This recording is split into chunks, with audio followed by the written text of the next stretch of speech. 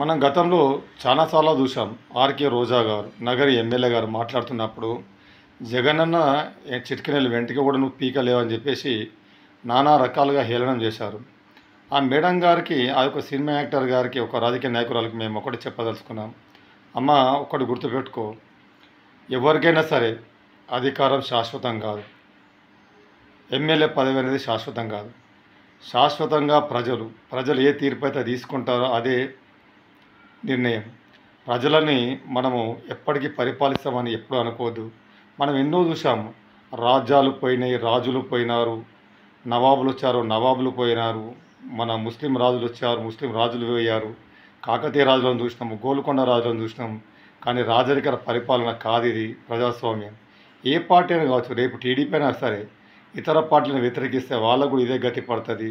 నోరు అదుపులో పెట్టుకొని మాట్లాడితే ఎవరికైనా శ్రేష్టంగా ఉంటుంది. మనం ఎగ్జాంపుల్ తెలంగాణలో తీసుకుందాం.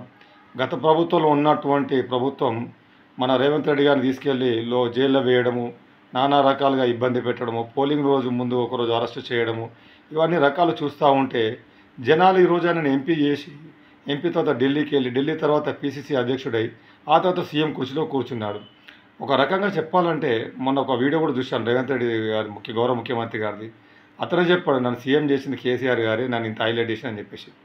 ఒక వ్యక్తిని కించపరచడం, అవమానపరిస్తే మనం వ్యక్తిగతంగా నవ్వుకోవచ్చు నలుగురితో తప్పితే, కానీ అది ప్రజలకు ఏ మెసేజ్ పోతుంది, ప్రజలకు ఎలా సందేశం వెళ్తుంది అనేది కూడా గ్రహించాలి. అసలు ప్రజలు ఎలా భావిస్తూ ఉన్నారు, మీకు ఇచ్చిన అధికారం ఏంది? ప్రజలని పరిపాలించి రాష్ట్రాన్ని ముందుకు తీసుకువెళ్ళామని ఒక 5 ఏళ్ళ పరిపాలించారు. దానికి తోడుగా మీరేమంటారు? గతంలో చూసినాం, ఉమ్మడి రాష్ట్రం ఉన్నప్పుడు 2020 విజన్ పెట్టుకుంటే చంద్రబాబు నాయుడు 2026 ముఖ్యమంత్రి ఉంటారని ఆయన అనుకున్నాడు. ఆ తర్వాత కేసీఆర్ గారు వచ్చారు. కేసీఆర్ ఎప్పుడు నేనే తెలంగాణ తెచ్చిన, ఎప్పుడు నేనే ముఖ్యమంత్రి ఉంటాను ఆయన అనుకున్నాడు.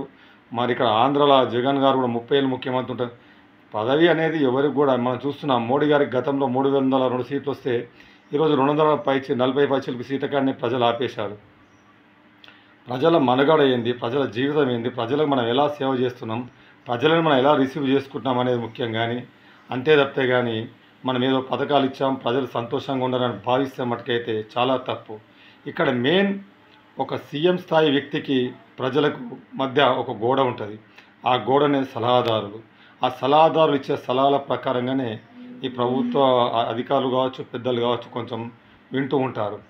ఆ ప్రభుత్వ సలహాదారులకు నేను ఒకటే రిక్వెస్ట్ చేస్తూ ఉన్నాను, మీరు గ్రామ స్థాయిలో, గల్లీ స్థాయిలో వెళ్ళి సమస్యలు తెలుసుకుంటే తెలుస్తాయి తప్పితే, కానీ మీరు ఏసీ గదిలో కూర్చొని సమస్యలు తెలుసుకొని చెప్తామంటే అది చాలా విడ్డూరంగా ఉంటుంది.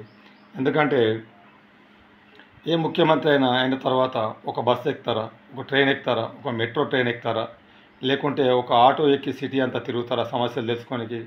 అప్పుడు గన్మ్యాన్లు ఉంటారు, కార్లు ఉంటాయి, కాన్వాయ్ ఉంటుంది, హంగామా ఆర్భాటం ఉంటుంది తప్పితే, కానీ మళ్ళీ వచ్చి 5 ఏళ్లలో మన పరిపాలన వస్తుందా రాదా అని ఆలోచించారు. ఆ హంగామా ఆర్భాటాన్ని చూసుకొని ఎప్పటికీ ఇలానే ఉంటుందని అందరూ భావిస్తారు. అది తప్పు. 5 ఏళ్ల తర్వాత మన పరిస్థితి ఏముంటుంది, ఎలా ఉంటుంది అని కూడా మనం ఆలోచించాలి. మనం చూస్తూ ఉన్నాం కదా, మనం ఆలోచించాలి ఒకసారి. నాయకులందరూ కూడా దయచేసి ఇతరులను వ్యక్తిగతంగా తిట్టడం మానేసుకొని ప్రజలు ఇచ్చినటువంటి తీర్పుని గౌరవిస్తూ 5 ఏళ్ల పరిపాలన ప్రజలకు మెరుగైన సేవ చేయాల్సిందిగా కోరుతున్నాం.